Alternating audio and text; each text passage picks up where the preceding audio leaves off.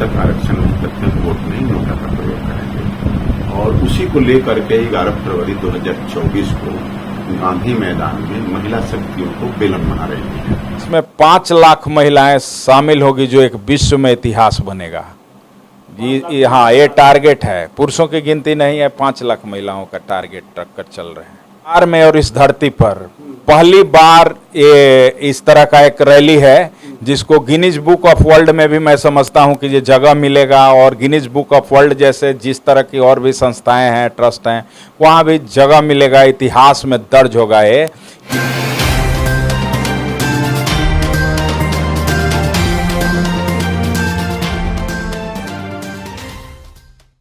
आज यहाँ पर एक बैठक हुई है और जिसमें पहली बार महिलाओं का जो बेलन महारैली आप 11 फरवरी को करने जा रहे हैं, क्या निर्णय निकला और क्या वार्तालाप हुई और आगे की रणनीति क्या है, ये बताएं। ये आज की बैठक इसलिए अर्जेंट बैठक बुलाया गया है दिल्ली और दिल्ली एनसीआर में रहने वाले नोनिया बिन बेलदार समाज के बंधुओं का, प्रमुख लोगों का, क्योंकि बिहार से हमारे समाज के नेता दिल्ली आए हुए हैं और इन्होंने कहा कि जे हम यहाँ के लोगों को जो इनका एजेंडा है उस पर बात करना चाहते हैं, जो 11 फरवरी 2024 के लिए एक विश्व में पहली बार हमारे समाज की महिला शक्तियों का बेलन महारैली होने जा रहा है, उसके बारे में समाज को अवगत कराने के उद्देश्य से एक बैठक आज हुई है।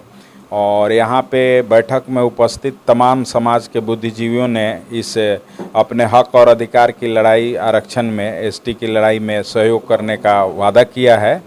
और इस तरह से जो इसके अगुआ हैं, इसके नेता हैं श्री बच्चू प्रसाद बीरू जी, जो बिहार के नोनिया बिन बेलदार समाज के प्रधान महासचिव हैं, इनके आदेश पर एक बैठक हुई है और इसमें सब तमाम निर्णय हुआ है।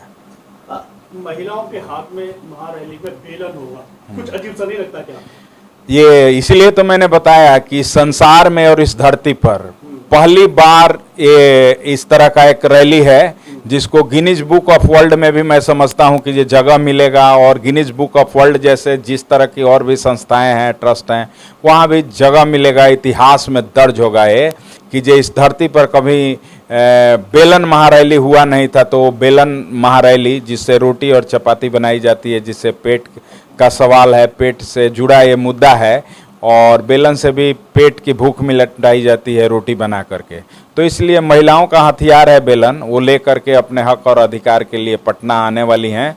और वो आप समझते हैं कि 11 फरवरी को हमारे नेता का कहना है कि जो इसमें 5 लाख महिलाएं शामिल होगी, जो एक विश्व में इतिहास बनेगा। हाँ, ये टारगेट है, पुरुषों की गिनती नहीं है, 5 लाख महिलाओं का टारगेट रखकर चल रहे हैं। अभी तक आपने जिस तरीके से जमीनी स्तर पर काम किया है, लगता है कि आपको ये संख्या पार पा पाएंगी? बिल्कुल, हमारी संख्या इससे कहीं ज़्यादा है बिहार में। तो ये 5 लाखों की संख्या जुटाना कोई बड़ी बात नहीं है समाज के लिए। समाज जागरूक हो गया है और धीरे धीरे जागरूक हो रहा है, बात को, मुद्दे को समझ भी रहा है।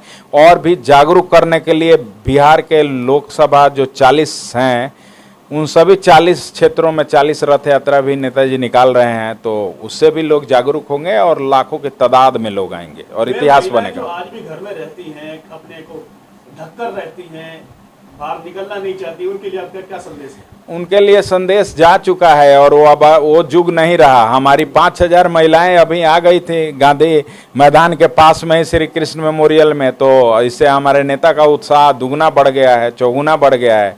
तो हमें उन लोगों को, जितने इसके आयोजक गण हैं, उनको पूरा उम्मीद है कि ये कार्यक्रम सफल होगा। लाखों की तादाद में महिलाएं बेलन लेकर के पटना में अपने हक अधिकार के लिए, अपने बच्चों के भविष्य के लिए पटना पहुंचेंगी।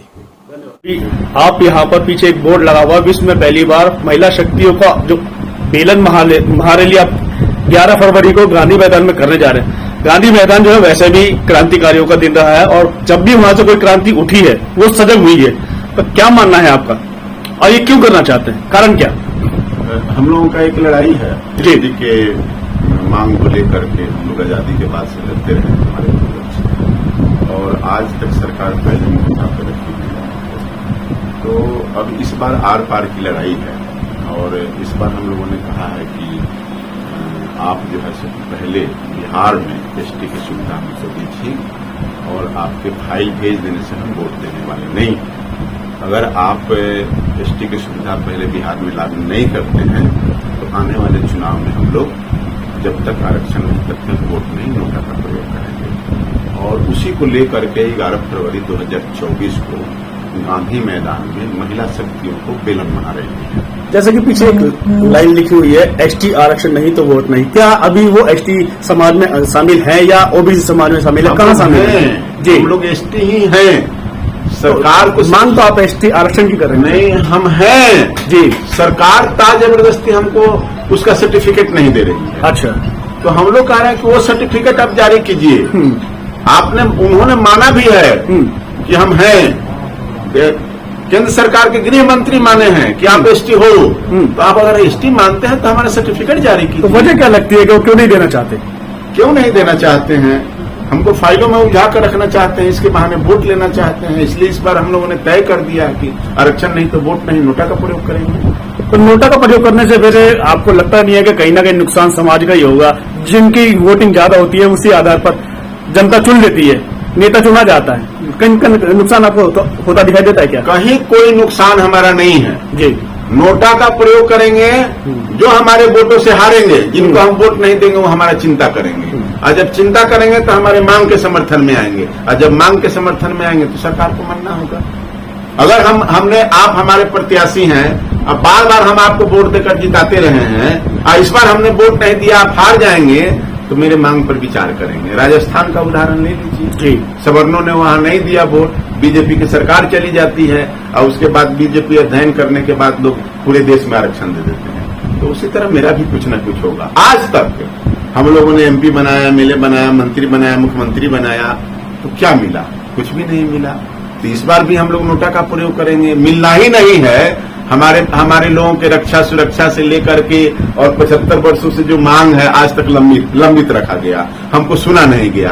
तो ऐसे भी कुछ नहीं मिलता है। नोटा का प्रयोग करेंगे तो हो सकता है राजस्थान की तरह हमको हमारा आरक्षण मिल जाए। तो इसलिए इस बार डिसीजन कर लिया है समाज ने, और आरक्षण नहीं तो वोट नहीं, नोटा का प्रयोग होगा। जिससे लगता है कि समाज इस समय एकजुट होने के कगार पर है। हाँ, बिल्कुल एकदम इस मुद्दे पर समाज एकजुट है।